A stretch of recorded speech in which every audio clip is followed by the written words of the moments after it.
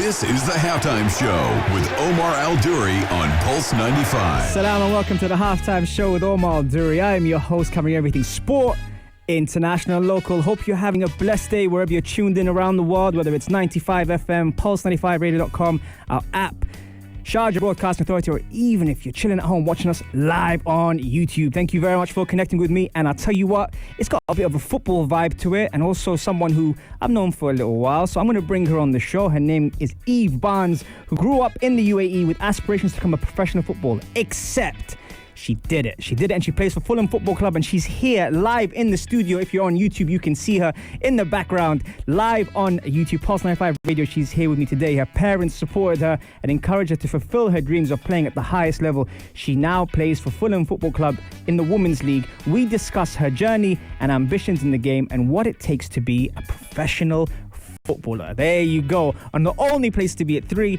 the Halftime Show on Pulse 95. This is the Halftime Show with Omar Al-Duri on Pulse 95. It sure is that time. It's the Halftime Show with Omar Al-Duri. I am your host, covering everything sport, international and local. Great to have Eve Barnes in the building. Let's give her a round of applause.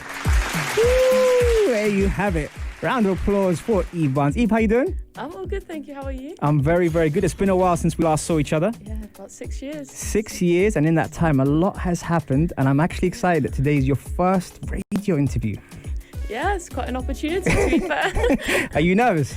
You could say so. You're going to be fine. You're going to be fine. And everyone here on the Instagram Live is showing you love and support, from Divya to Arij to Mustafa to everyone else. Thank you very much for connecting with us. And we're going to make it a good show. Right, Eve, you used to be here, used to live here in the UAE. What was your experience like living here, both from a student point of view, but also from a professional point of view? Well, I loved it. Like, I always had the opportunity to play football.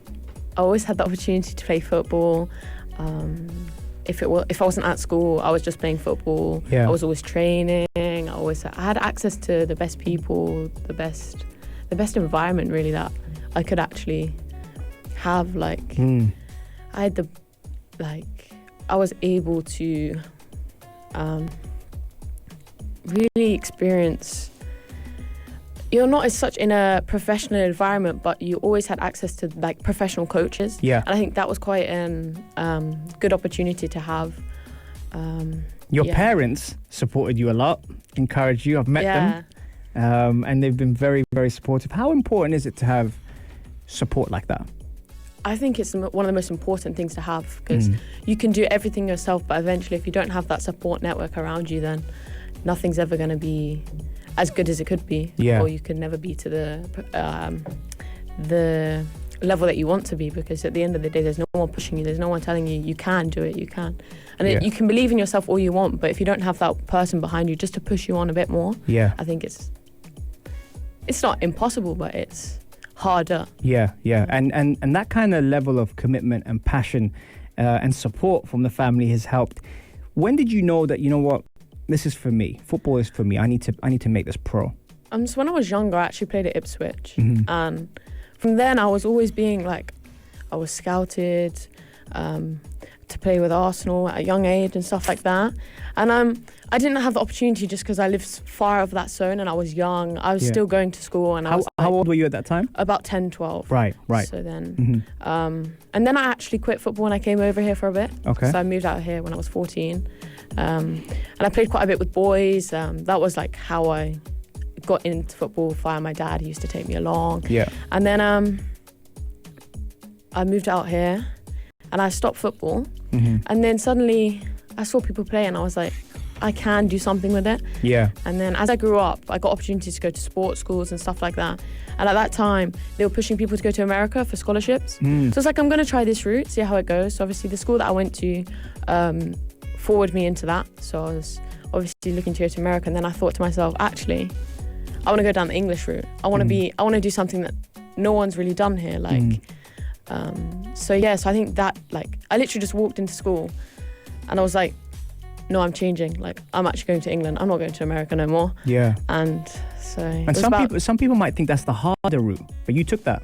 Yeah, I was like, I'm going to show people that it is possible, like, against the odds maybe, because at the end of the day, it is quite hard to get into when they've built up from young ages all together, like you see these academies that have grown up together, like it's rare to be added to that group. Yeah. So I think it is harder in terms of pushing your way into it, but you sometimes you have to put yourself out there. Absolutely. I think that's the best and thing. I think like the change of environment, the change of coaches, the change of schools, the change of different countries, has that helped you develop as a person firstly? For sure. I've definitely matured more. And I think at the age of 17, I was forced, like, I had to live alone. Like, I had to grow up to be able to actually go to football, do things for myself. Like, I didn't really have anyone to come home and rely on, like, because I was pushed into an environment where I had to do it myself. Yeah. What kind of sacrifices at that age when you're turning pro with that kind of mindset do you have to do? Since about 17, I didn't have the opportunity to live with my family. I had to live abroad. Yeah. So I was all alone in that aspect. You have to sacrifice social life, really. Like, you see people going out with their friends, but you know deep down you don't have that time, because at the end of the day, if you're not playing football, you're training. Like, you're doing extra work, you're doing your education, because at the end of the day, that still is important. So I think, And how do you strike that right balance between the education, the training, the no social life, and all that and above? Well, for me, it took me a few years to realise that it's not 90% football, it's 50-50. Nice, very nice. Yeah, because I always used to be like, I'll go to football, I won't do my studying. Yeah, yeah. When actually, no, I need to do my studying as well as go to football. Yeah. So, yeah. Fantastic. Okay, so you played 7 and 11 aside out here. Did you have to change the way you play or your mindset to adjust to the demands of the game? Definitely. How so? They're two different games in my eyes. Like, 7 aside, it's more compact. 11 aside, I feel like it's more tactical. Like, at the end of the day, you can't run an 11-aside pitch by your own. Like, you're going to be tired after 5 minutes. Yeah. So you've got to work as a team.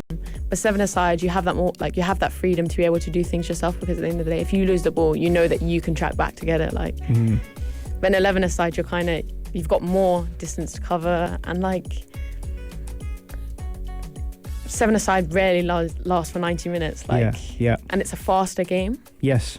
As well, 11 side, you've got to dictate when to play forward, when to play back. But 7 aside, essentially, you're just going forward. Like, you don't really have the space to play back or a round or through. You just go for it. Yeah, absolutely. Did anything surprise you up playing out here on this side of the world when it comes down to football? I think the strength side of it, yes. I didn't expect it to be that high of a strength thing, because at the end of the day, like, in England, it is quite tactical. But here you had to have the strength as well. Like, it wasn't no pushover. If people think you come out here and there's no football, but actually there is, like, especially playing against the national team here, you had to up your game. You had to push yourself. Like, it wasn't no easy game. Like, and I think that was quite good. Like, that was a shock. Nice. It's good to hear that, actually, especially with the national team quite close to them over there, and they've worked really hard to develop not just the national team, but the youngsters as well, and the generation coming up through. When you were playing against the national team, were you in your teens at that time? Yes, I think I was about 16, 15. Yeah. And you were playing with a senior team? Yes. Yeah. Excellent. So that kind of helped you develop your strength as well? For sure. Like, playing those games against them definitely helped me improve my strength. Like, I remember, like, the first game I played them, I was like, I need to get myself to the gym. Yeah. And ever since that, I just was like, I need to get myself into a gym. Wicked. And I went for it, like. Wicked. Excellent. There you have it, folks. That's the first segment. But coming up next, we're talking Birmingham, Fulham, and all the news that you've been hearing about Eve signing a pro contract on the only place to be at 3, the Halftime Show on Pulse 95. This is the Halftime Show with Omar Adori on Pulse 95. Yes, we are back. Welcome back to the Halftime Show with Omar Adori. Now, guys, if you do miss the show, don't worry. You can catch us on podcast, Apple, Spotify, SoundCloud, and Rami. Or even if you prefer a visual and want to see Eve on the YouTube channel, head over to Pulse 95 Radio. She is there on our episode on the Halftime Show. Right, Eve. We're back. We are back. Next time I'm going to get you to introduce us on the third segment. No pressure. Eve, tell me about... So a lot of people hear about the good things that happen in football and the success, but tell me what it took to get into football. Manchester City, Birmingham, Fulham, Europe. How hard was that to get into? It was quite hard.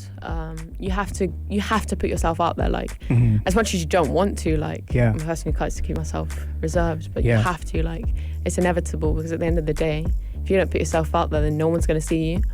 So it'd be like you're outside, you're training, you're taking videos, you're doing your thing. Like you just work. You have to work hard. Like it's nothing. You can't just sit there and be like, oh, someone will just come to me. Someone will just email me. Like, no, it doesn't work like that. You have to be the one who initiates that contact. I think that's one of the most... You have to send, like, your videos out. You're sending them out. Like, I feel like that is quite a difficult part because think about it, these clubs have emails after emails after emails. Like, for them to look at yours, it's kind of like, wow, like... Yeah, and how does that affect your mental health when you're having to go from pillar to post? You know, some rejection, some positives, just having that belief that you're going to make it. You have to be very resilient. Like you have to think that you just always have to have the mindset that you can do it. Like, and as many obstacles as you have to overcome, you have to do it with a positive attitude. Like you can't let that negative attitude get the better of you. Like your mindset and your mental health has to be on top. Like, and I think it is neglected a lot often. And I think that can actually sometimes lead to failure because at the end of the day, if you've got a negative mindset, you're telling yourself, I can't do it, I'm going to fail. Yeah. And you can't do that. You just can't. That's a very good point. Now, with all the different clubs that you've had, good and bad, how were the different experiences? Let's say Manchester City as one, let's say Birmingham as another, let's say the UAE, you know, when you were out here, Fulham, how were they all different to each other as an experience? Every team has their own environment, their own community and the way they welcome people. And it's learning to adapt to playing each team. So actually when I got the first offer, I was actually offered to go to Chelsea. But I got that offer when I was injured and I was like, well, obviously put me 10 steps back because I was like, that's my opportunity. Now we've got to find another one. So actually I was coming out of the hospital and my dad turned around and told me and like, oh, Manchester City replied to your video. And I was like, hold up, they replied, but I'm injured. Like, what am I supposed to do with that? He said, don't worry, we'll sort it. And I actually got the opportunity, I think about a year later to go. Nice. So I went there and I thought, oh, it's just gonna be a one-time thing. Like, I wasn't very positive. Let's say I was thinking that Man City, like, if I want to start, I'm going to have to start at a lower team. And it actually went really well. The next day they invited me to play a friendly with the game and the supporters actually took a like to me. And then 2 days later, I was in England at this point and I got the opportunity to then go to Birmingham. And I trained there for a bit. And again, I got positive outcomes. And so at the end of the day, I had the decision whether to go to City or take it to Birmingham. And I was like, actually, we're going to take the Birmingham route. And although everyone would think, why wouldn't you take the City? But it's about your development. It's about your playtime. And I think it's about the environment you feel most comfortable in. Like, you can always work your way up. But I feel like if you start at the top, sometimes you'll then work your way backwards. Like, and then you'll have to go backwards to go forwards again. And I think sometimes you just got to start at the bottom and work your way up. Do you watch, and this is an honest question, do you watch football? Yes, but it tends to be biased and I only watch Chelsea. Divya is happy with you by saying that. The reason why I asked that is what you said now showed so much maturity that I think people on the outside don't realise how hard that is to turn down a big club like Manchester City for your own development. Now, the reason why I ask you that question if you watch football, because Jadon Sancho, who was at City, didn't get a run in the first team, went to Germany, is in Borussia Dortmund and is now valued over 110 million. And that is a story that he's had to face, he's had to encounter. Now, I see with you a lot of similarities when you said Man City and Birmingham. With all due respect to Birmingham, it's that feeling where what's best for the player rather than what's best for the brand. There's a couple of questions here that people are shooting your way. Adij is asking, in her opinion, what's the main strength or what kind of player does she aspire to be? Good question, Adij. So I've moved around positions. I've gone from 1 to 2 to 3. Yep. And I've never felt a position that I was very comfortable in until actually Omar came to me and was like, you'd be a good number 10. I'll take that, actually, yeah. And then ever since that, I was like, actually, I want to be a number 10. Yeah. So I was actually number 10 up until, I think, last year. And then I went to Serbia and they put me in centre defence mid. Okay. And I took a like to that. So I aspire to be a playmaker, really, with those positions. Like, I always want to... I'm not the one who wants the glory. I want the glory of getting up, like, other people the glory. Like. Very nice. And actually, I remember, it's funny you bring that up, because I remember when your parents spoke to me about your positioning, because I used to come and watch you play before I started coaching you and working with you, and they said to me, they said, you know, where would you play her? And I said number 10, and I think your dad looked at me and he smiled and he went, yeah, I can see that. The way he says it, he's like, yeah, I can see that. And we experimented, and we gave you the freedom to create chances rather than being put out on the wing, which a lot of times people used to do with you. Yeah. And actually just having the faith in taking the chance to put you in a number 10 position, you paid it back and more, you know. So it's just having the faith in the player. And I think what you did, which was really good, is you weren't scared to play that position, which is huge as a personality trait. Yeah. When a coach does take a chance on a player, they don't always pay them back in performances, and you did that. ROAZ1 is asking which football club does she support? I know the answer to this one. Go on, you tell Chelsea. You see the confidence. You see the way she said that. Chelsea. Obviously. And then someone's asking, also Elija's asking, what's your game day routine before we take it to the break? So before in the evening, I like to eat my carbs, have a lot of protein, and then I like to hydrate quite a bit. Okay. I usually tend to try and get a good night's sleep, although I tend to also be thinking about my job. Yeah. When I wake up, I like to play some loud music just to actually take my mind off the game. Nice. Like, I don't want to think about it. I want to be put in that moment. And I feel like if you overthink it, it's over. Wake up, have some breakfast. I normally take a cold shower to just refresh myself a bit more. Very cool, yeah. And then just walk into the club and then go for it. Nice. And there you have it, guys. We're giving you the behind the scenes. Not really. Footage. No, actually, there's a couple things I like in there. I'm going to tell you during the break. I'm just going to let them go off on a break now. But guys, stay tuned for more on the only place to be at 3, the Halftime Show on Pulse 95. This is the Halftime Show with Omar Adori on Pulse 95. It sure is that time. It's the Halftime Show with Omar Adori and Eve Barnes in the building. I'll get her to introduce the fourth segment. I'm going to put her on the spot. So make sure you stay tuned for that, because on the fourth segment, we're doing the fire round. Eve, how you doing? I'm all good. It's your first radio performance experience. Yeah, how's it going? I'm used to it now. Are you? Relax. Yeah, you've changed your swagger in the seat now. We have to also give a little shout out, and I actually forgot her nickname, to Eve's sister. I don't think she's little anymore, but LA I used to call her. Yeah. Is she taller than you now? No, she's still not taller. She's like, no. No. Never. Okay, good. Couple of questions coming in. What is becoming a successful player in her opinion, and what is the peak making it to the top? Good question. For me, I think it's making it at the international level, whether that be it soon or later. Yeah. But yeah, I think that's essentially the main goal. Yeah. I think that will mean I'll be able to say then I have made it. Like I have done something. Yeah. Like, when I hit that level. I like it. Question by Maria: who is better, Eve or her little sister? I'm sorry, but it's definitely me. Another very good question as well here. Playing in the UK, have you noticed a big difference in resources between the men's and women's programs? Definitely. How so? Definitely. You don't really get the same access and the same facilities as the men do. The amount of funding you're given, the amount of care kind of thing. Like, you have one session a week maybe for your strength and conditioning. Yeah, that sort of thing. But the men have access to that anytime they want. Right. And it's just even small differences, like the amount of coaches, the amount of technical staff and everything. They might seem small, but eventually, essentially they are big. Can I ask you a question?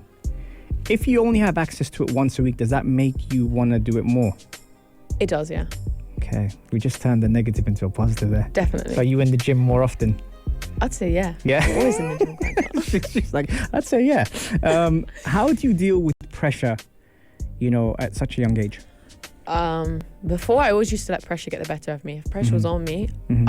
I kind of knew I was going to have a bad game.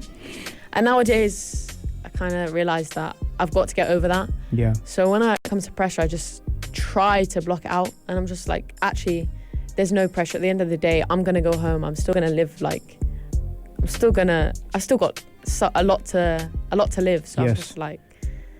Really good. A bad game's not going to define the future, kind of thing. Yeah, really, really good. Masoud asks a question: what is the state of mental peace and health in her point of view? So regarding mental health, what's your view on that? It's important. You can't neglect it. And I think before, I tend to think you do have that naivety to it. You don't think of it, but when you actually get to a higher level and you realize that actually that mental health side has such a big importance in the way you play. Yeah. Because if your mental health's not right, your thoughts aren't right, your decision making's not right, and essentially football, your decision making has to be on top. Yeah, absolutely. Now, there's always been a level of maturity about you, and I say this because I've known you for a while.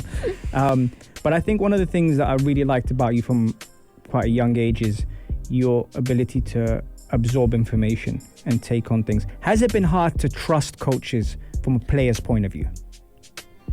Yeah, I think every player has that. You have to have trust and you have to give your all back. Because if there's 100% from them and you're only giving 70%, eventually it's just going to lower and lower and lower, and eventually you're going to get tired of it, they're going to get tired of it, and it's just going to end. Yeah. What does a coach have to do to earn your trust? That's a good question. That is a good question.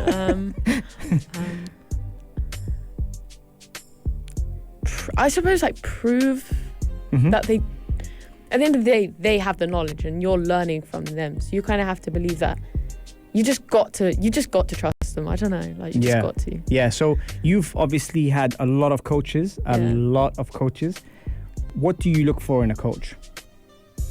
The time, the care, the one who's gonna, even the smallest of things, pick up on it, but their interest, that they're doing it for the best of you. Yeah. As much as you might not like it, but you've got to deal with it. I like that. Fahad asked a question: how many days does she train? And in her opinion on recovery, what do you think about? So how many days do you train personally? So in February I was training 5, in Fulham about 3. Okay. But obviously we have had COVID restrictions. Yes, of course. And how many days do you take off for recovery? That's a good question.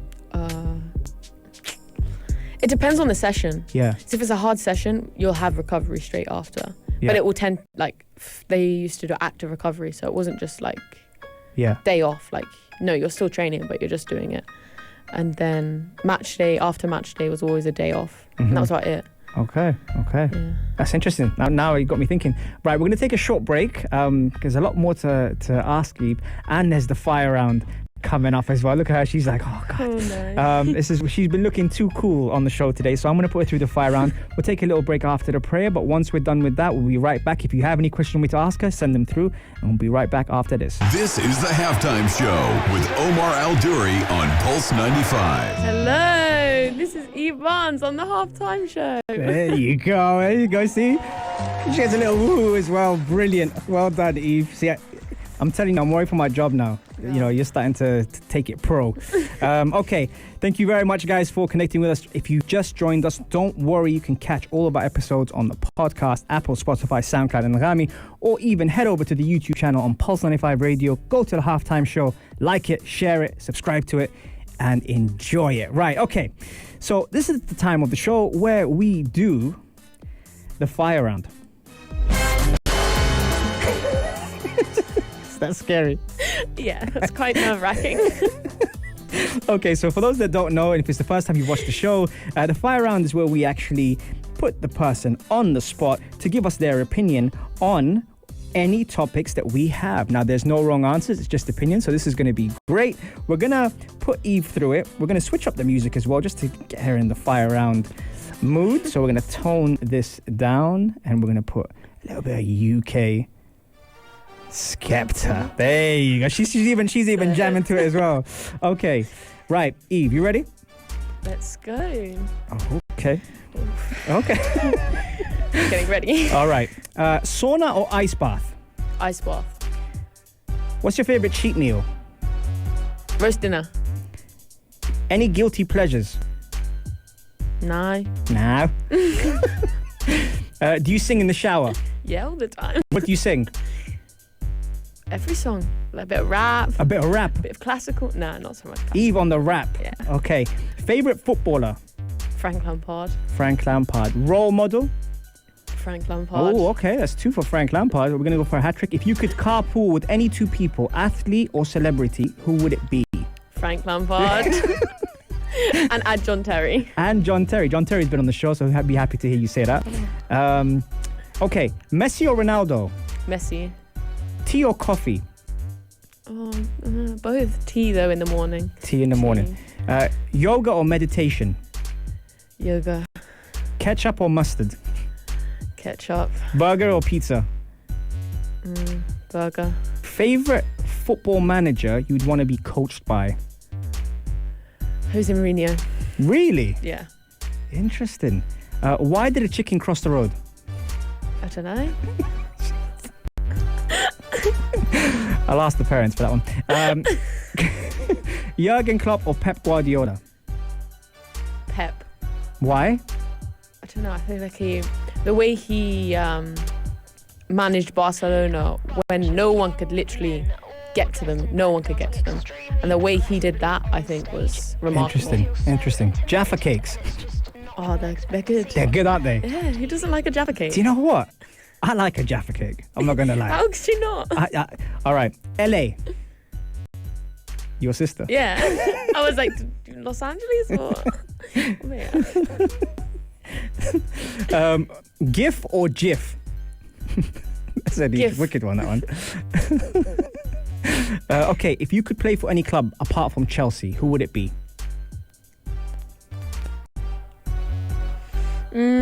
Say it. It would have to be Arsenal. Yeah, got to say it. Almas is asking, what is a Jaffa cake? I'll tell you later, Almas. How do you not know what a Jaffa cake is? Okay. I don't know how you don't know. I don't know how she doesn't know what a Jaffa cake is. Okay. When you wake up in the morning, what's the first thing you think of? Food. Nike or Adidas? Nike. 7-Up or Sprite?